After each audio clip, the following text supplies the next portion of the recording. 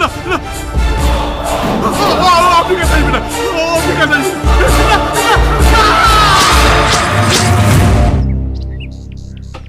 আসুন আসুন স্যার, আসুন।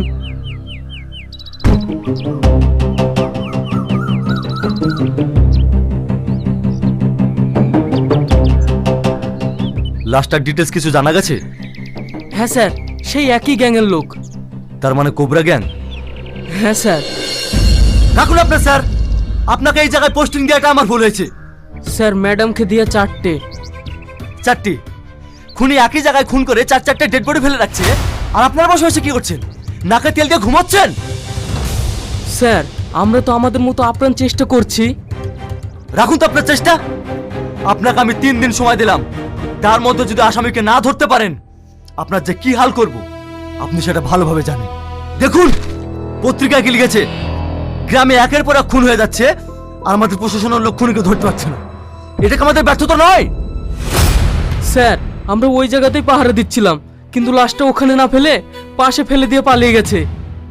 আরে ইডিয়েট, খুনিকে ওইভাবে পাহারা দিলে ধরা যাবে না। খুনিকে ধরতে হলে কৌশলটা একটু চেঞ্জ করতে হবে।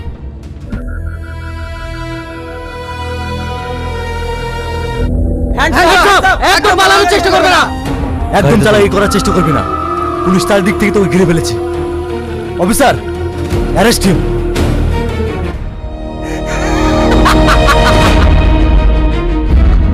আমি আমার প্রতিশোধ দিয়েছি। আমাকে যে শাস্তি দেবে মাথা পেতে দিলেব। আমার প্রতিশোধ নেওয়ার আর কেউ বেঁচে নাই।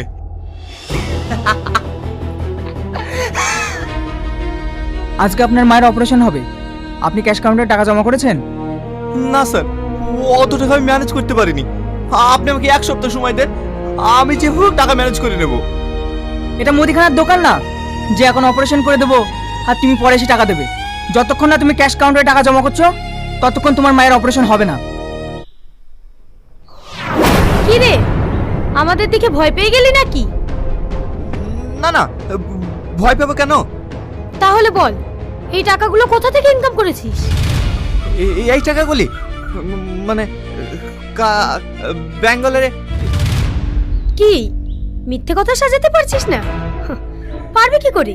তোর হাতে যে টাকাগুলো আছে সেগুলো তো তুই নিজে ইনকাম করিসনি, এগুলো তুই ফ্রড করেছিস। ঠিক আছে, চ হসপিটালে, আমিও দেখি তুই কোন মায়ের চিকিৎসা করবি।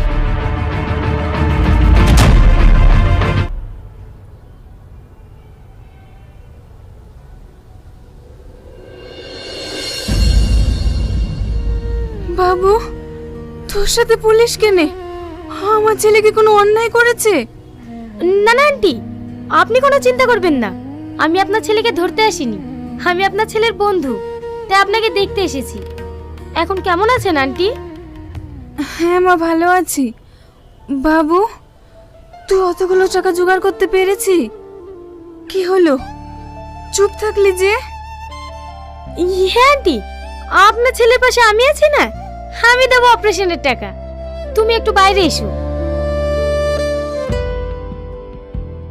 দেখো, আমরা আইনের রক্ষক, কিন্তু তুমি যেটা করেছো সেটা আইনের চোখে অন্যায়। বিশ্বাস করেন ম্যাডাম, এছাড়া আমার কোনো উপায় ছিল না। বুঝতে পারছি, তবুও এটা আইনের চোখে অন্যায়।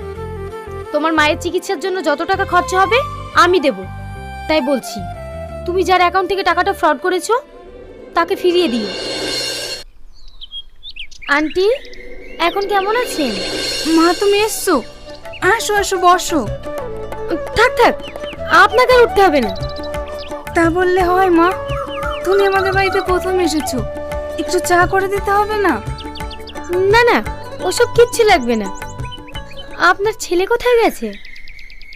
জানো মা, আমার ছেলে এত শিক্ষিত হওয়ার পরও কোনো চাকরি পায়নি, তাই সংসার তো চালাতে হবে, তাই কদিন ধরে রাজমিস্ত্রি কাজে যাচ্ছে। কখন ফিরবে? এই তো সময় হয়ে এসছে, ওই দেখো টনি চলে এসছে। কি ব্যাপার ম্যাডাম, আপনি কখন এসেছেন?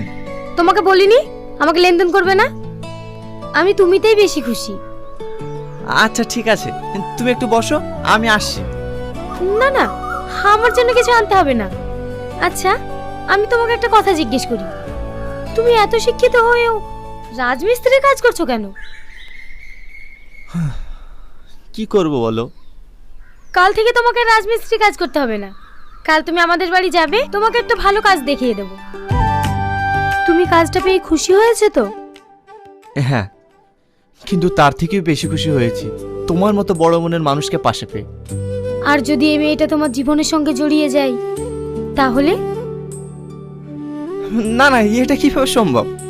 তুমি হচ্ছে এক উজ্জ্বল নক্ষত্র, আর আমি সেই নক্ষত্রের আলোয় আলোকিত সামান্য একটা জোনাকি। এটা কখনোই সম্ভব না। কি ব্যাপার, আমাকে এমার্জেন্সি ডাকলে? কিছু বলবে? তুমি একটু বসো, আমি কাজটা সেরে নিই।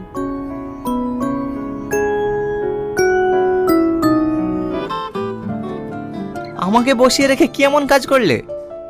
এই ল্যাপটপটাই আমার সম্বল। এই ল্যাপটপে সবকিছু থাকে। কোন কোন গ্যাংকে আমি ফিনিশ করেছি, কোন গ্যাংয়ের বিরুদ্ধে তদন্ত করছি, কে আমার শত্রু, সবই এই ল্যাপটপে থাকে। আচ্ছা শোনো, তোমাকে যেটার জন্য ডাকা হয়েছে, আজকে তোমাকে একজনের সঙ্গে পরিচয় করিয়ে দিতে চাই। কে সে? টনি। ভালো আছেন আন্টি? মা আজ 5 বছর ধরে কথাও বলতে পারে না, এখান থেকে উঠতেও পারে না।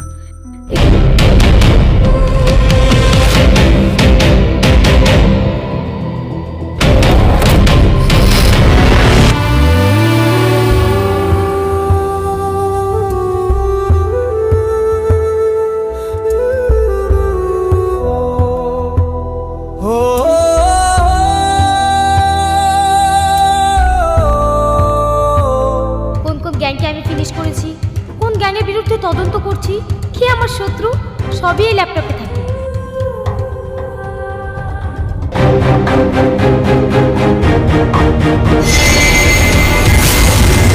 টনি, আমাকে যারা তোমার হতে দিল না, তুমি পারবে না আমার মৃত্যুর প্রতিশোধ নিতে?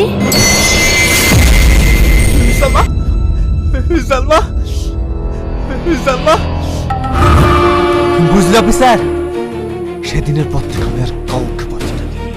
এক এক করে সালমার প্রত্যেকটা খুনিকে আমি মেরেছি। আমার সালমার আত্মার শান্তি পেয়েছে।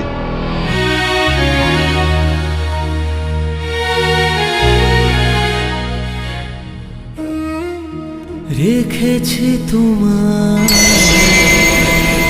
হৃদয়ের কোণে